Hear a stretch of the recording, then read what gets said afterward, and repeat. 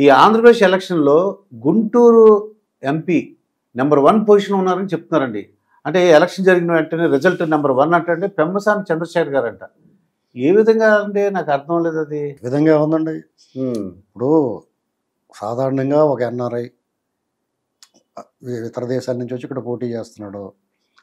కాబట్టి ఒక లో ప్రొఫైల్, లో ఎక్స్‌పెక్టేషన్ ఉంటది సాధారణంగా. ఆయన ఒకసారి ఫీల్డ్‌లో దిగిన తర్వాత మీకెప్పుడు కూడా మీకదో సక్సెస్ ఫార్ములా. మీరు లో ప్రొఫైల్‌లో కనపడి ముందుకెళ్ళే కొలది మీ ప్రతిభ బయటపడుతుంటే, మీ గొప్పతనం బయటకొస్తుంటే హ్మ్. అది హైప్‌లోకి వెళ్ళిపోద్ది. అంటే మీకు చిన్న ఎగ్జాంపుల్ చెప్తాను మీకు. హ్మ్. ఈ లైన్ మీద అనేక సినిమాలొచ్చినాయి. బెస్ట్ ఎగ్జాంపుల్ ఏంటంటే 'భాష'. ఆ! 'భాష' సినిమా రజనీకాంత్ వచ్చింది. మీకు ఆ సినిమాలో ముందు ఆటో డ్రైవర్ కింద కనిపిస్తాడు. అవును. ఇది ఆటో డ్రైవర్ ఏమో అనుకుంటాం మనం. అవును.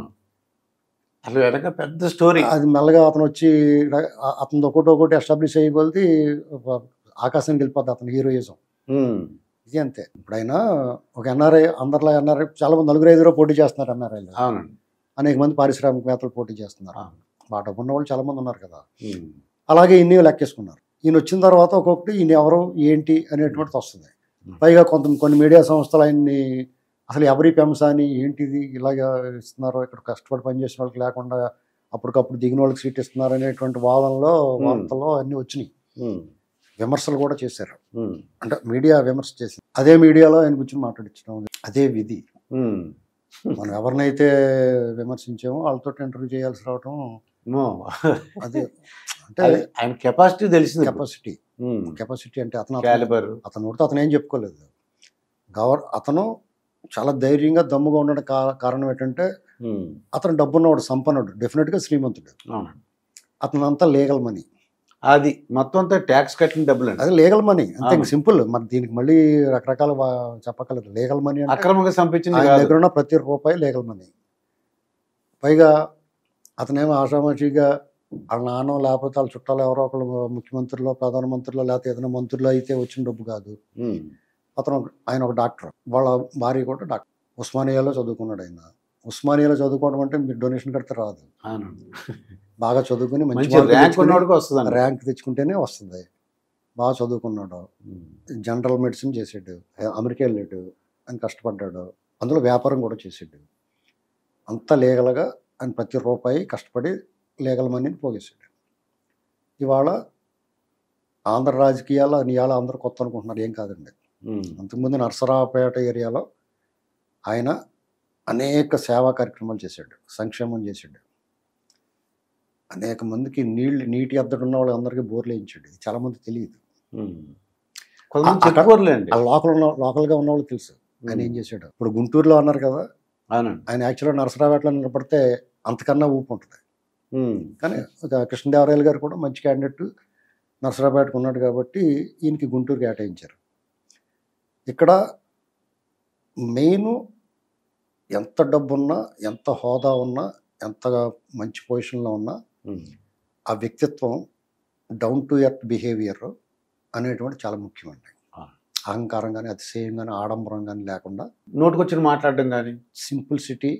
సింపుల్‌గా ఉండడం, హంబుల్‌గా ఉండడం, హ్మ్. హానెస్ట్‌గా మాట్లాడడం. అలాగని చెప్పేసి అతి వినయం చేయకపోవటం. అతి వినయం దూరత లక్షణం కదా! అవునండి. అలా కాకుండా ఎలా ఉండాలో అలా ఉంటున్నాడు అంతే. అదే. ఒక జెంటిల్‌మెన్ ఎలా ఉండాలో అలా ఉన్నాడు. అలాగే ధైర్యంగా, దమ్ముగా, కాన్ఫిడెంట్‌గా కనిపిస్తాడు. అదేండి విచిత్రం. చాలా కాన్ఫిడెన్స్ ఆయనలో. మీరు అన్నారు కదా కాన్ఫిడెంట్ అని.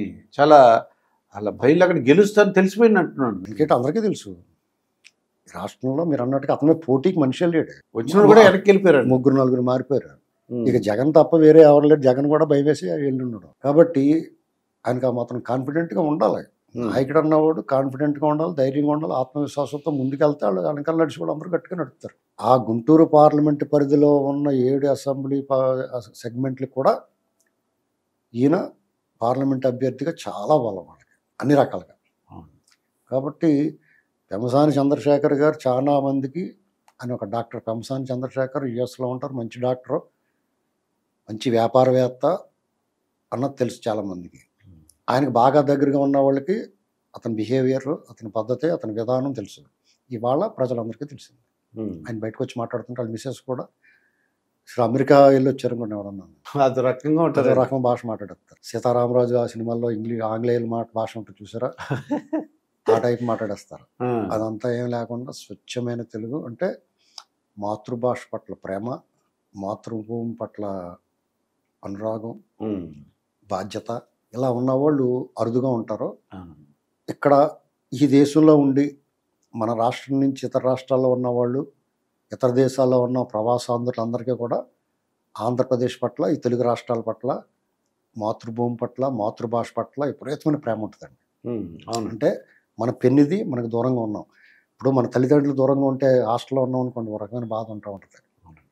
అలాగనమాట.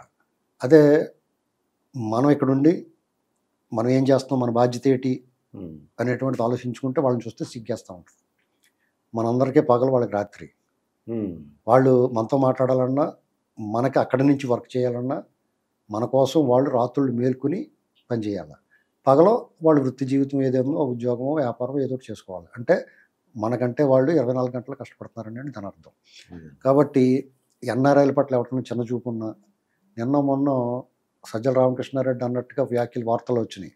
ఎన్ఆర్ఐలు ఎవరన్నా వస్తే వాళ్ళ మీద చర్యలు తీసుకుంటాం. ఆడవాడండి హూస్కి చర్యలు తీసుకోవడానికి. మన రాజ్యాంగం మనకి ఇచ్చింది ఆయనకి అసలు అంటే ఉక్రోషం. కాబట్టి ఆయన అంత కాన్ఫిడెంట్గా చెప్తున్నాడు. ఆయన ఇంకా 150,000 మెజారిటీ అంటున్నాడు. నాకైతే హయ్యెస్ట్ మెజారిటీ, అసలు ఇండియా మొత్తం మీద హయ్యెస్ట్ మెజారిటీ ఆ గుంటూరు పార్లమెంట్ వస్తుందేమో అనుకుంటున్నాను. అంత అవును. ఎందుకంటే కొద్దిగా అమరావతి అంటే అమరావతి ఒక అమరావతి అని కాదండి, రాష్ట్రంలో జగన్మోహన్ రెడ్డి డిజాస్టర్. ఓకే. ఇక ఆ దరిద్రాన్ని చూసిన తర్వాత ఇక మామూలుగా ఎవరిని చూసినా ఓటేస్తారు. అలాంటిది ఇటువంటి వ్యక్తిత్వం ఉన్నవాడు రియల్ శ్రీమంతుడు. ఒక విశేషం చెప్పనా మీకు, రియల్ శ్రీమంతుడు మహేష్ బాబు. అవునండి. ఈయన రియల్ శ్రీమంతుడు చంద్రశేఖర్ గారు. వీళ్ళిద్దరితో ఒకే ఊరు, బురిపాల. అదనమాట వెరైటీ. దీన్ని బట్టి డెఫినెట్గా ఆయన గెలవడానికి అవకాశం ఉంది. అదే ఏంటి వెనకాల ఇంత కాన్ఫిడెంట్గా ఉన్నారు. నేను ఒక ఇంటర్వ్యూలో మాట్లాడుతున్నా అనమాట. అసలు ఇంత డైరెక్ట్గా అంటే ప్రజలు అనుకున్నది కూడా ఆయన గెలుస్తారని చెప్తున్నారండి. మీరు అన్నట్టు హైయెస్ట్ మెజారిటీ రావడానికి అవకాశం ఉంది. అంటే ఆయనకు అనేక అంశాలు కలిసి వస్తాయి. పార్టీ బలం, జగన్మోహన్ రెడ్డి దరిద్రం. అవునండి. అంటే చెయ్యాడు మొహం చూడటానికి ఇష్టం లేదనుకున్న వాళ్ళు ఉన్నారు ఇప్పుడు. అవునండి. నిన్న మొన్న ఇంటర్వ్యూ చూశాను, ఒక ఆయన రెడ్డి గారు మాట్లాడుతున్నాడు. ఆయన పేరు ఎత్తగానే అగ్గిమే గుగ్గులమే అయిపోయాడు. అంటే జనాల్లో ఎంత వ్యతిరేకత ఉందో చూడండి. అది కాకుండా ఈయన వ్యక్తిత్వం, డౌన్ టు ఎర్త్ బిహేవియర్, హంబుల్గా ఉండటం, బాగా మాట్లాడగలటం, తెలుగుని స్వచ్ఛంగా మాట్లాడుతున్నాడు. అది అందరినీ ఓన్ చేసుకుంటారు అంతా. మనోడే ఇప్పుడు ఇతను చేయగలుగుతాడు రా. ఇప్పుడు ధైర్యంగా డబ్బులు ఎఫిడవిట్లో ప్రకటించారు అందరూ. అంత ధైర్యంగా ఎవరు ప్రకటిస్తున్నాడండి? ఇది నా లీగల్ మనీ రా. పైకి ఇంకో మాట చెప్పాడు, ఎవరో శ్రీమంతుల గురించి జగన్ గురించి పోల్చకపోతే పోల్చారు. జగన్మోహన్ రెడ్డి తోటి ఎవరినే పోల్చకూడదు. ఎందుకంటే అది దొంగతనం చేసిన డబ్బు, దొంగలించిన సొమ్ము అండి, అది కొల్లగొట్టేసిన సొమ్ము. వాళ్ళు బందిపోటు దొంగలు, దండుపాళ్ళు బేచండి. చాలా అన్యాయం అది. వ్యాపారాల్లో కొంతమంది ట్యాక్సులు కట్టకుండా ఎగ్గొట్టి కొంతమంది సంపాదించుకుంటారు. వీళ్ళు కడుపులు కొట్టి, నెత్తులు కొట్టి, పైకి పంపించేసి సంపాదించిన సొమ్ము లాక్కుని. కాబట్టి జగన్మోహన్ రెడ్డి తోటి ఎవరినే పోల్చకూడదు, ఈయన్ని కూడా పోల్చకూడదు.